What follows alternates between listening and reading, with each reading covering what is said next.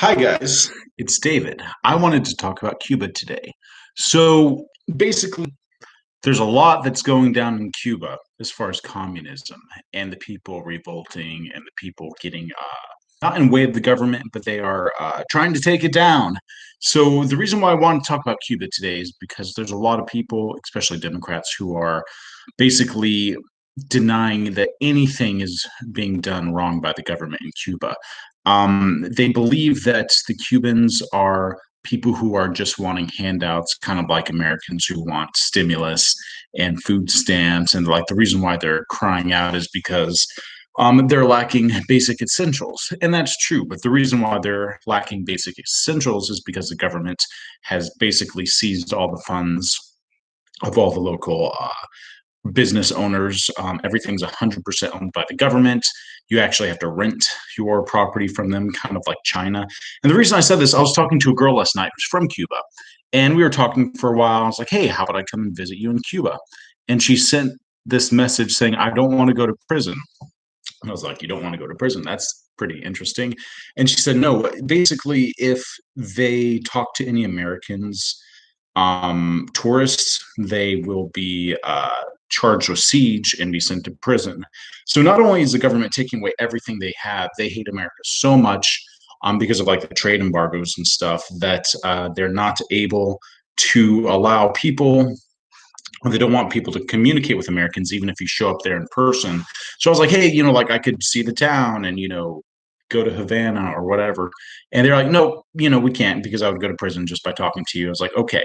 They also said that they were very jealous and envious of the fact that we could buy things on the internet. I was like, well, is that because of our country? It's like, no, it's because of your country. And I was like, that's very interesting because the trade embargo basically doesn't allow them to order anything off eBay, any kind of online services. So I made a joke and saying, hey, listen, you could come up to Florida or Nashville, buy all the stuff you want, and then, just go home and put it all in your suitcase. And she thought that was funny. But the whole thing is that communism is basically like if you have somebody who's on life support, they're basically pulling the plug because the entire country is run by the government. There's no sense of free enterprise. They always make fun of the cars that are like from the 60s. They're everywhere, the cabs, the personal cars. And the reason why is because they don't trade with other countries that offer automobiles. So they have to use the same cars since the 60s and they just keep on repairing them and repairing them. So all of the very cultural sensitive parts and being like, well, Cuba is a great place to go. And I agree. Their food is even great. There's a lot of Cubans in Miami, and a lot of them got there by tugboat or paddle boat just to get away from the communist government. And it just completely overrides me with sadness that there are people in America who want communism, who want the same thing that the government owns everything and you have free health care. And it's not something that's good. People like Michael Moore is like, well, we went to Cuba and we got free health care. It's like, did you really? And if you did they send you to the good parts of Cuba? Because like the cameras were there. Because I know this, when I was in Belize, which is another Latino country, it was very obvious. I broke my toe when I was like 14. I lived there for a year in Belize, and there was nothing in the hospital. There was a doctor, there was a bed with a sheet on it, and that was it. No medicine, no anything. Most of these countries, they have to send their patients to countries like America or like cities in Mexico that actually have the equipment. Because there, it's not like, well, we're entitled to all this nice stuff in the hospital. We're entitled to 3 square meals a day. If you go to the hospital in that country, not only do they bill you, but you have to bring your own food and you have to bring your own blankets and your own sheets and your own pillows because they don't have it there because they're a poor country.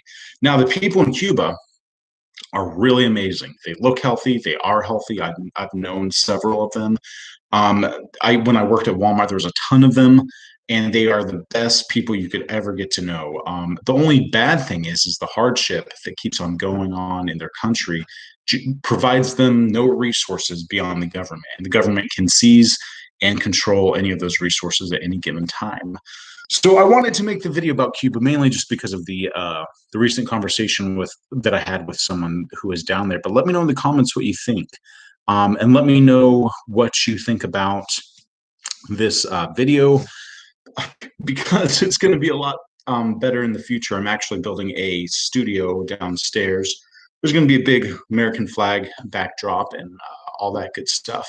And I really want this channel to get young people energized and into politics because here's the thing, we are the future, and unfortunately, America, we are all you've got. I mean, unless people are going to continue to live longer, the older generation eventually has to retire or die out. And I feel very obligated to share this message. And people who are my age that are into politics, out of all of them that I know, there's probably about three who are really into politics. I think that everyone should at least have literacy of the matter beyond just what their parents and teachers tell them, but just really dig into it themselves.